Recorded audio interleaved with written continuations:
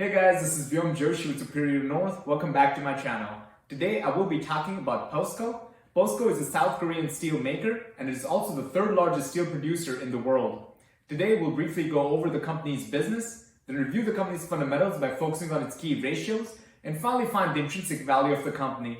So let's dive in and review Posco. Hey guys, let's start off by looking at the company profile. Posco is the largest steel producer in South Korea and one of the top steel producers globally. It mainly produces flat steel and stainless steel from its two integrated steel facilities. It is exposed to auto, shipbuilding, home appliance, engineering, and machinery industries. Posco controls about 40% of South Korean domestic market share and exports about 45 to 50% of its steel products overseas, mainly to Asian countries. Through diversification, around 15 to 20% of its revenues come from non-steel and non-trading related businesses. Now let's look at the current events associated with Posco. Earlier this week, Posco announced that it plans on changing into a holding company system, where the Posco holding company is not only going to have ownership of its steel manufacturing business, but it's also going to include Posco Chemical, Posco Energy, Posco International, and Posco ENC. Posco says that the holding company's main job would include discovering future business drivers, managing investments, and coordinating research and development. The subsidiaries that are going to be created under the holding company are not going to have their own shareholders, primarily because it aims to eliminate the existing shareholders' concern that listing of these subsidiaries would dilute the existing shareholders' value. And lastly, Posco's transition to a holding company system will be finalized at a shareholders meeting, which is going to be held on January 28, 2022. Now that we have a brief understanding of Posco's business and the 5 subsidiaries that are going to be created under the new Posco holding company, let's review the company's fundamentals by focusing on its key ratios. Over here, I'm on Morningstar looking at Posco ADR. Under key ratios, I have the financials. The first item on the list is the revenue. The revenue is the top line of the income statement. This is the amount of money that the company brings in via sales. Back in 2011, the company's revenue was about 69 trillion South Korean won. And for the trailing 12 months, that number was about 70 trillion South Korean won. Over the past 10 years, the company's revenue from 2011 through 2016 saw a decline. And ever since 2016, the company's revenue, for the most part, has been trending upwards. Next, looking at the operating income. The operating income is the amount of money that's left with the company once we subtract the cost of goods and operating expenses from the company's revenue. Back in 2011, the company's operating income was about 5 trillion won. And for the trailing 12 months, that number was about 7.8 trillion won. Ideally, we want to see the company's operating income to be staying steady or increasing. Essentially, we want to see the company's operating income to have a similar trend as the company's revenue. Next is the net income. The net income is the bottom line of the income statement. This is the amount of money that's left with the company once it pays for the cost of goods, operating expenses, non-operating expenses, interest on its debt obligations, and taxes. Back in 2011, the company's net income was about 3.7 trillion won. And for the trailing 12 months, that number was about 5.8 trillion won. Ideally, we want to see the company's net income numbers to be staying steady or increasing.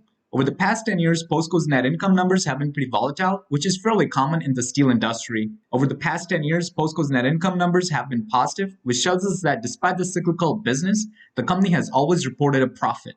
After that, looking at the dividends per share, back in 2011, the company paid out about 2,532 won per share as dividend. And for the trailing 12 months, that number had grown to about 4,085 won per share as dividend. Over the past 10 years, Posco has consistently paid out dividends, which is certainly something that we want to see as shareholders. Next, looking at the shares outstanding. Back in 2011, the company had 309 million shares outstanding.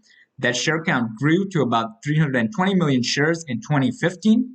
And over the past couple of years, the company has been buying back its shares as the share count has dropped to about 305 million shares. The increase in the shares outstanding numbers is fairly common in a steel industry as it's a way for the company to finance its growth. However, as shareholders, we want to see the company to buy back its shares as when a company buys back its shares, it actually increases the existing shareholders' ownership within the company. Next is the book value per share. The book value is what we get when we subtract the company's total liabilities from its total assets. Back in 2011, the company's book value was about $105.7 per share. And for the trailing 12 months, that number was about $137 per share. Ideally, we want to see the company's book value per share to be staying steady or increasing. And over the past 10 years, Posco's book value for the most part has been trending upwards. Additionally, the company's book value has always been positive, which tells us that the company always had more assets than liabilities on its balance sheet. Finally, looking at the free cash flow. The free cash flow is what we get when we subtract capital spending from the company's operating cash flow. From 2011 through 2014, the company had a negative free cash flow number, which was primarily because the company's capital spending exceeded its operating cash flow.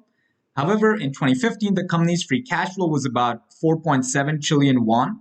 And for the trailing 12 months, that number was about 3.3 trillion won. Ideally, we wanted the company's free cash flow number to be positive, staying steady, or increasing. I will be using the trailing 12-month figure of 3.291 trillion won for my discounted free cash flow DCF analysis. Now let's look at the profitability of the company, focusing on the net margin. The net margin is the ratio of the company's bottom line to its top line, so it compares the company's net income to its revenue. Back in 2011, the company's net income was about 5.39%, and for the trailing 12 months, that number was about 8.28%. What this means is every $100 that the company made in sales over the past 12 months, by the time it paid for its cost of goods, operating expenses, non-operating expenses, interest on its debt obligations, and taxes, it had about $8.28 left as pure profit. Next, looking at the return on equity. The return on equity is the ratio of the company's income to its shareholders' equity. Warren Buffett prefers to only invest in securities that have a return on equity of 8% or greater every year for the past 10 years. Back in 2011, the company's return on equity was about 10.14%, and for the trailing 12 months, that number was about 12.38%.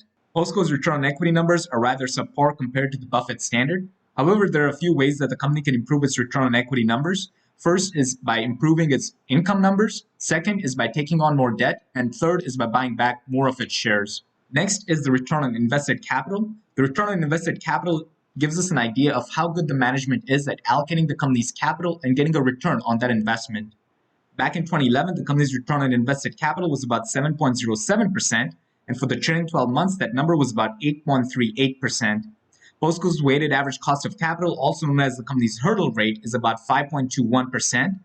And since the company's return on invested capital is greater than the company's weighted average cost of capital, we can safely say that the company's management is creating value for its shareholders. Finally, looking at the interest coverage. The interest coverage is a ratio of the company's income to its interest obligations.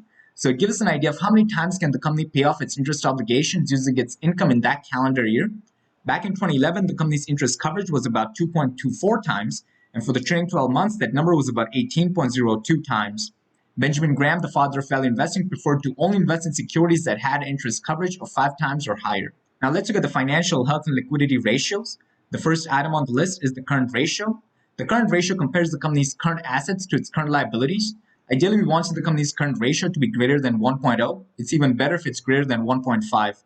A current ratio greater than 1.0 tells us that the company has enough assets to fulfill its liabilities over the next 12 months. Back in 2011, the company's current ratio was at 1.71, and for the latest quarter, it's at 2.36. Next is the quick ratio. The quick ratio is similar to the current ratio, except we disregard the inventory component. In other words, quick ratio is equal to current assets minus inventory divided by current liabilities.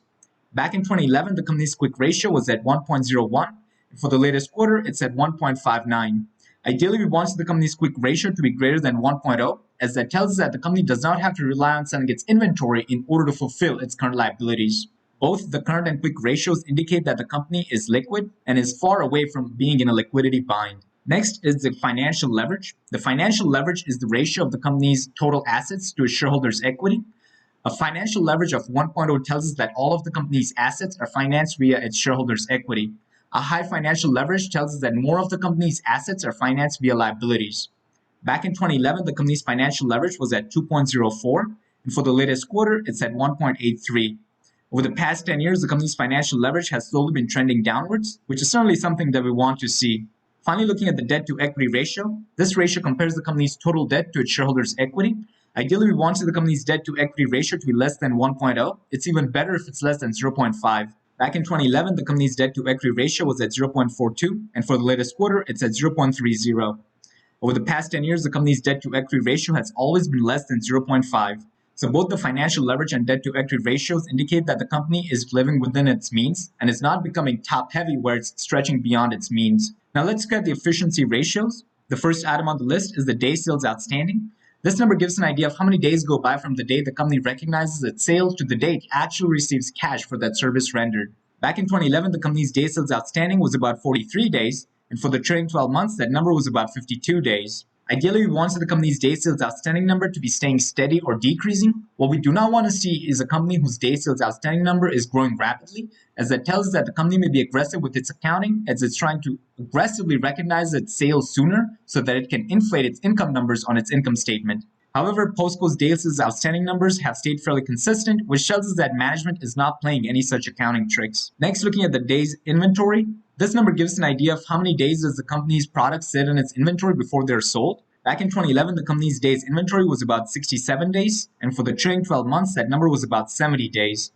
Ideally, we wanted the company's days inventory number to be staying steady or decreasing, and Posco's days inventory number has stayed fairly consistent over the past 10 years. Next is the payables period. The payables period gives an idea of how many days does the company take to pay its suppliers. Back in 2011, Posco took about 28.78 days to pay its suppliers, and for the trailing 12 months, that number was about 30.36 days. Ideally, we want the company's payables period to be staying steady or decreasing. What we do not want to see is a company whose payables period is growing rapidly, as that tells us that the company may be holding on to its cash in order to artificially inflate its cash flow numbers on its cash flow statement. Similar to the company's days inventory, the company's payables period over the past 10 years has stayed fairly consistent. Finally, looking at the inventory turnover, the inventory turnover goes hand in hand with the company's days inventory. The inventory turnover gives an idea of how many times does the company go through its inventory in a calendar year. Back in 2011, the company went through its inventory about 5.42 times, and for the trailing 12 months, that number was about 5.24 times. Over the past 10 years, the company's inventory turnover has stayed fairly consistent, which tells us that the company has maintained its efficiency when it comes to its inventory. Now let's compare the company's current valuation to that of the S&P 500. The S&P 500 is the aggregate of the top 500 companies in the United States, and it is a good proxy for the opportunity cost for individual investors. The first item on the list is the price to earnings ratio. Posco's price to earnings is at 3.8, whereas S&P 500 is at 24. Posco's price to book is at 0.4, whereas S&P 500 is at 4.4. Posco's price to sales is at 0.3, whereas S&P 500 is at 3.1. Posco's price to cash flow is at 3.4, whereas S&P 500 is at 17.7. And finally, the dividend yield. Posco has a dividend yield of about 5.9%, whereas S&P 500 is at 1.5%. So we can see that on all these valuation metrics, Posco is undervalued when compared to the S&P 500. Now let's look at Posco's discounted free cash flow DCF analysis. Over here, I pasted Posco's trailing 12-month free cash flow numbers that I got from Morningstar.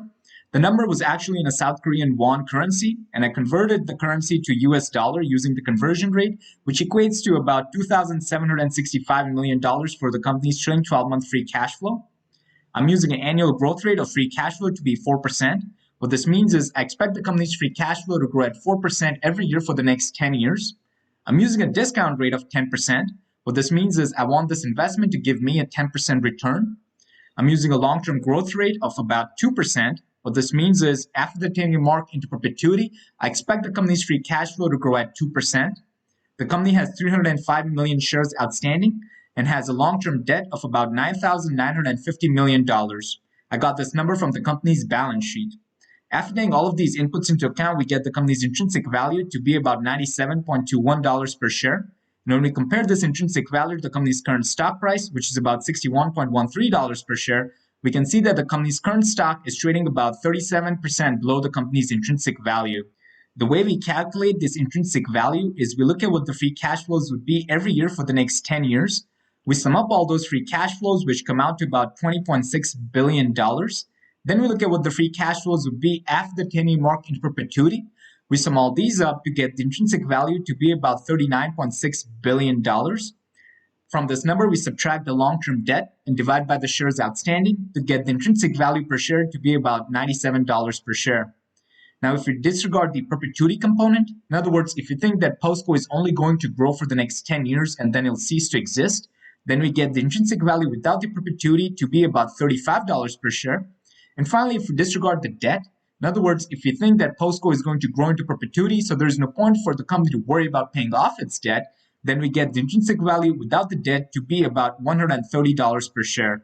So overall, Posco seems to have good fundamentals. The company is not over-leveraged and overextended, so we know that the company is going to be around for a long period of time. When we performed the discounted free cash flow DCF analysis, we found that the company's current stock price is about 37% below its intrinsic value. As we saw earlier in the video, the company is transitioning into a holding company structure. So rather than being overly dependent on just the steel business, the company is branching out and adding additional subsidiaries so that it can bring more revenue from its chemical, energy, construction, and international segments. By having this holding company structure, Posco is going to do a better job at allocating its capital, and in doing so, it's going to unlock shareholder value. Finally, talking about the risks associated with investing in Posco, we know that Posco is an international security, So anytime we invest in an international company, we're exposed to any currency fluctuations. Additionally, Posco is heavily dependent on Asian economy as majority of its revenue comes from Asia. So if there is an economic downturn in Asia, Posco's revenue are likely to suffer. Superior North has Posco as one of its investments in its portfolio, and if the company's stock price drops further, then Superior North will be buying more shares of this company. Hey guys, that is all I had for you this week. Hopefully you found this video on Posco interesting. If you like this content, please do like, share, comment, and subscribe. And if you have any suggestions on which stock I should review next, please leave it in the comment section below. I'll greatly appreciate it. Thank you.